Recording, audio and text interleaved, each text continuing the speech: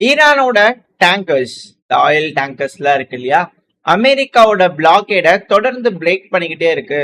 3 tankers break பண்ணிடுச்சு, அதுவும் வெவ்வேறு வழிகள்ல அப்படிங்கிறது போல செய்திகள் வந்துகிட்டு இருக்கு. அதான் அமெரிக்கா பிளாக்கேடு போட்டிருக்காங்க, பிளாக்கேடு தாண்டி போகல அப்படிங்கிற சொல்றாங்க. பட் ஆனா ஈரான் தரப்புல இருக்கிறவங்க, ஈரான் சார்பா இருக்கக்கூடிய மீடியாக்கள்லாம் போயிடுச்சு அப்படிங்கிற சொல்றாங்க. பட் சில இடங்கள்ல அந்த கல்ஃப் ஆஃப் ஒமன், அரேபியன்ஸ் எல்லாம் தாண்டியும் இந்தியன் ஓசன் பல்வேறு இடங்கள்ல பிடிக்கிறத பார்க்கும்போது தாண்டி தான் போகுது போல அப்படிங்கிற சந்தேகங்கள் இருக்கு. ஆனா இப்ப திரும்பவும் சொல்லி இருக்கிறாங்க 3 டேங்கர்ஸ் போயிருக்கு, 3 வகையில எஸ்கேப் ஆயிருக்கு. ஒன்னு ஆட்டோமேட்டிக் பொசிஷன் சிஸ்டம் ஆஃப் பண்ணிட்டு ஸ்டார்ட் ஆயிருக்கு, இன்னொன்னு ரஷ்யாவோட பிளாக் மாட்டிட்டு எஸ்கேப் ஆயிருக்கு, இன்னொன்னு ஒமனோட கோஸ்ட் லைனை பயன்படுத்தி எஸ்கேப் ஆயிருக்கு அப்படிங்கிறது போல செய்திகள் வந்துகிட்டு. இந்த மொக்சன் ரெசாய் அவர்கள், இவர் யாருன்னா எக்ஸ்பிடேஷனரி டிஸ்கிரிமினேஷன் கவுன்சில், ஈரானோட கவுன்சிலோட ஒரு one of the member. So இவர் என்ன சொல்றாரு அப்படின்னா, மீடியாக்கெல்லாம் பேசிட்டு இருக்காங்க. ஸோ என்ன சொல்றாங்க, எங்களோட பொறுமைக்கும் ஒரு அளவு இருக்கு, நாங்க கண்டிப்பா அமெரிக்காவோட நேவல் பிளாக்கேட வந்து பாத்தீங்கன்னா உடைப்போம், எங்களோட ஆர்ம்டு ஃபோர்ஸ் தயாராயிட்டு இருக்கு அப்படிங்கிற சொல்றாங்க. ஸோ திரும்பவும் ஒரு போருக்கு திரும்பவும் ஈரான் அமெரிக்கா ரெடி ஆயிட்டு இருக்கிறாங்களா அப்படின்ற கேள்விகள். ஸோ அதுதான் இந்த 3 கப்பல் பிரேக் ஆகி எஸ்கேப் ஆயிட்டு இருக்கா அப்படிங்கிறது போல. ஆனா இந்த சமயத்துல ட்ரம்ப் அவர்கள் பாத்தீங்கன்னா ஒன்னும் போஸ்டா போட்டு மிரட்டுறாரு, இல்லைன்னா ஏஐ வச்சு விளையாடுறாரு. ஸோ ட்ரம்ப் அவர்கள் ஒரு ஏஐ வீடியோ போட்டிருக்காரு. அதுல பாத்தீங்கன்னா அமெரிக்காவோட நேவல் கப்பல் ஒரு ஈரானோட ட்ரோனை சுடுது. மற்றவங்க கூட இன்னும் கொஞ்சம் நல்லா பண்ணியிருப்பாங்களா இருக்கும். ஈரானோட ஃபிளாக் வந்து பார்த்தா அந்த ட்ரோனா இருக்கும். அமெரிக்கா வந்து லேசர் மூலயமா வந்து அடிச்சு சுடுதான். ஏஐ இருக்கனால கொஞ்சம் விளையாடிட்டு இருக்காரு, அவர் கொஞ்சம் ஃப்ரீயா இருக்குதா இல்ல காசு கொடுத்துக்கிறாரு அப்படிங்கிறது தெரியல. பட் இருந்தாலும் அதிகப்படியான ஏஐ வீடியோக்களை போட்டுக்கிட்டு இருக்காரு அப்படிங்கிற மாற்று இடத்துல. அது மட்டும் இல்லாம ஈரான் இருக்காங்க இல்லையா, ரொம்ப பயப்படணும். என்னைய பார்த்து ரொம்ப ஸ்கேரியா இருக்கு ஈரானுக்கு. ஏன்னா சீக்கிரமா ஒரு பெட்டர் ஆஃபரோட வரணும், சூனா வரணும். இல்லைன்னா அவங்க கேர்ஃபுல்லா இருக்கணும். ஏன்னா இதுக்கு இதை விட ஹார்டரா வந்து பாத்தீங்கன்னா அவங்கள நான் பண்ணுவேன். கிளாக் இஸ் டிக்கிங், நேரம் போயிட்டே இருக்கு, சீக்கிரமா ஃபாஸ்டா வந்து பாத்தீங்கன்னா மூவ் பண்ணணும், டைம் தான் எசன்ஸ் அப்படிங்கிறத மிரட்டல்கள் ஒரு சைடு போஸ்ட் போறாரு. ஆனா இங்க ரியாலிட்டி வந்து பாத்தீங்கன்னா யமனோதி இன்னொரு MQ-9 ரீபட்ரோன போட்டான். அது பிரச்சனைகள் அங்கதானே, எல்லாம் தீவிரமா அங்கதான் பாத்துட்டு இருப்பாங்க. யமனோதிஸ் கொஞ்சம் சோர்வா இருப்பாங்களா அப்படிங்களும் யோசிச்சிருப்பாங்க போல தெரியுது அமெரிக்கா.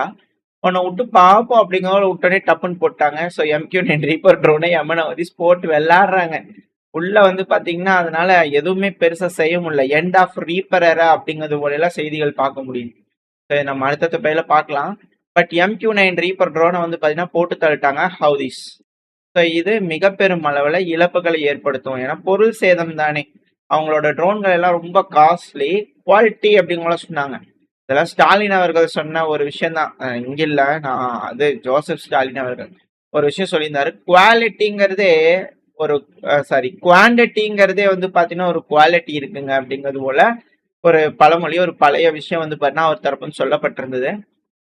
அதாவது குவாலிட்டியா கம்மியா இருக்கிறத விட குவான்டிட்டியா இருக்குது இல்லையா, குவான்டிட்டி அதிகமா இருக்கு இல்லையா, அதுக்கே ஒரு குவாலிட்டி இருக்கு அப்படிங்கிறது போல சொல்லக்கூடிய ஒரு விஷயம் வந்து பார்த்தீங்கன்னா பலராலும் ஹைலைட் பண்ணப்படுது. ஏன்னா ட்ரோன்கள்லாம் ரொம்ப கம்மியா தான் அமெரிக்கா கிட்ட இருக்கு, அது எல்லாமே காஸ்ட்லி. கேட்டா குவாலிட்டி அப்படிங்கிற சொன்னாங்க. பட் ஆனா அப்படிலாம் இல்லை, சீப் ட்ரோன்ஸ் விட்டு விளையாடுது அப்படிங்கிறதால இருக்கக்கூடிய ஒரு பாயிண்ட். இப்ப இந்த வீழ்த்தப்பட்ட ட்ரோன் வந்து மரிம்ப ரீஜன்ல வந்து பாத்தீங்கன்னா எடுக்கப்பட்டிருக்கு அப்படின்னு சொன்னாங்க. அது மட்டும் இல்லாம அமெரிக்காவுக்கு கொஞ்சம் நேரம் சரியில்லை. அமெரிக்காவோட விமானங்கள் இதாகோ பகுதியில வந்து பாத்தீங்கன்னா ஒரு ஷோ பண்ணலாம் அப்படிங்கிற பண்ணிக்கிறாங்க. இதுல 2 ஃபைட்டர் ஜெட் வந்து பாத்தீங்கன்னா F-18 ஃபைட்டர் ஜெட் 2 நேருக்கு நேர் மோதி இருக்கு. நல்ல வேலையா அங்க இருக்கக்கூடிய விமானிகள், ஓட்டக்கூடிய விமானிகள் வந்து பாத்தீங்கன்னா இஜெக்ட் ஆயிருக்கிறாங்க. கிராஸ் ஆயிருந்திருக்கு, ஒன்னோட ஒண்ணு வந்து பாத்தீங்கன்னா மோதி இருக்கு, கீழே விழுந்து வெடிச்சிருக்கு.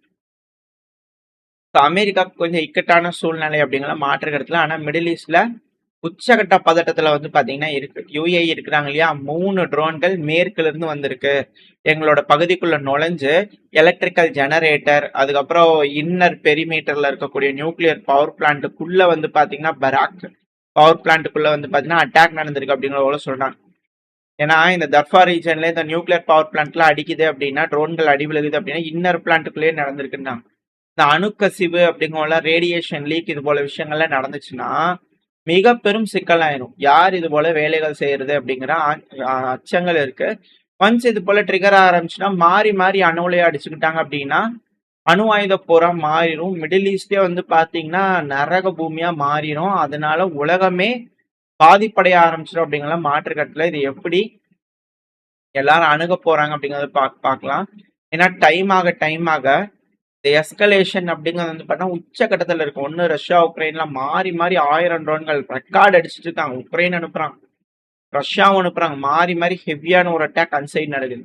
இப்ப இந்த இடத்துல வந்து பாத்தீங்கன்னா ஈரான், யுஏஇ இங்கெல்லாம் திரும்பவும் தாக்குதல்கள் நடந்துகிட்டு இருக்கு. அதுவும் இந்த இன்னர் சர்க்கிள் நியூக்ளியர் சைட்டோட இன்னர் சர்க்கிள் பவர் பிளான்ட்குள்ள அடிக்குதுன்னா அணு ஆயுத போரா மாறிடுமா அப்படிங்கிற அச்சங்கள் இருக்கு.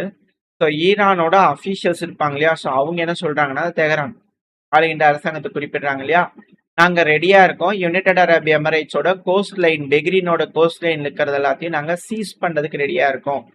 ஒருவேளை இந்த கார்கு தீரை கேப்சர் பண்றதுக்கு ஏதோ ஒரு அட்டெம்ப்ட் பண்ணாங்களோ, ஈரானா நாங்க பெர்ஷியன் கல்ஃப் முழுவதும் கண்ட்ரோல் எடுத்துரும் அப்படிங்கிற மிரட்டல்கள் விட்டுருக்காங்க. ஸோ இப்போ கல்ஃப் போர் 4ஆம் யுத்தம் அப்படிங்கிறது அமெரிக்காவோட உதவியால இந்த பெகிரின், யுஏஇ, கத்தார் இவங்க எல்லாரும் வந்து பார்த்தீங்கன்னா கார்கு தீவுகளை அடிப்பாங்களா அப்படின்ற கேள்விகள் இருக்கு. வெயிட் பண்ணி பார்ப்போம். ஏன்னா ஏதோ ஒன்று நடந்தாதானே இங்க முடியும். ஏன்பா அமெரிக்கா ட்ரூப்ஸ் அனுப்ப மாட்டாங்களான்னு கேட்டீங்கன்னா ஆல்ரெடி வந்து பாத்தீங்கன்னா பீதியை கிளப்பி விட்டுருக்காங்க அமெரிக்காக்குள்ள. அமெரிக்கால இருக்கக்கூடிய மக்கள் காண்டில் இருக்காங்க. ஃபைனலா ஒரு ஃபிகர் கொடுத்துருக்காங்க. இந்த 3ஆம் கல்ஃப் யுத்தத்துல எந்த அளவுக்கான அமெரிக்க வீரர்கள் இறந்துருக்கிறாங்க அப்படிங்கிற ரிசல்ட். இதுல தோராயமா 228 ஃபெசிலிட்டிஸ் வந்து பாத்தீங்கன்னா தாக்கப்பட்டிருக்கு அப்படிங்கிறது போல ரிசல்ட்ஸ் கொடுத்துருக்காங்க. அப்போ உயிரிழப்புகள் எந்த அளவுக்கு இருக்கும், ஃபெசிலிட்டிஸே இந்த அளவுக்கு தாக்கப்பட்டிருக்கே. இது அமெரிக்காவோட டிபார்ட்மெண்ட் ஆஃப் வார் வந்து பார்த்தீங்கன்னா கொடுத்துருக்காங்க. ஈரான் அட்டாக் பண்ணாங்க இல்லையா, ஸோ ஆக்டிவான ஃபேஸ் இருக்கும்போது ஸோ அந்த டைம்ல 228 ஃபெசிலிட்டிஸ் மேல தாக்குதல் பண்ணிக்கிறாங்க. இதுல ஸ்ட்ரக்சர்ஸு, பெராக்ஸு, ஃபியூயல் டிப்போ இது எல்லாமே உட்பட அப்படிங்கிற சொல்றாங்க.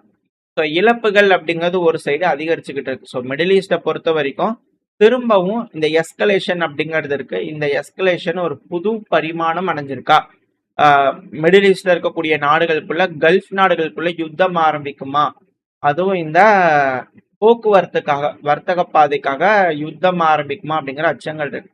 அது போல எதுவும் இல்லாம பேசி தீர்த்துக்கிட்டாங்கன்னா எல்லா மக்களுக்கும் நல்லது. அப்படி இல்லைன்னா அங்க இருக்கக்கூடிய மக்களுக்கு எல்லாம் பாதிப்பு அதிக அளவில் இருக்கும் அப்படிங்கிற மாற்றத்துல என்ன நடக்க போன்றது வெயிட் பண்ணி பார்க்கலாம். வரக்கூடிய தகவலின் அடிப்படையில அடுத்தடுத்த செய்திகள் வந்து பாத்தீங்கன்னா பார்க்கலாம். இந்த பதிவு எப்படி உங்களுக்கு பிடிச்சிருக்கா, பிடிச்சுன்னா லைக் பண்ணிட்டு உங்க நம்ம ஷேர் பண்ணிக்கோங்க. அது கூட மறக்காம நம்ம சேனல் சப்ஸ்கிரைப் பண்ணலாம், மறக்காம சப்ஸ்கிரைப் பண்ணிக்கோங்க. அப்பதான் நம்ம போடக்கூடிய வீடியோக்களை மச்சு யூடியூப் 4 பேருக்கு ப்ரொமோட் பண்ணும்.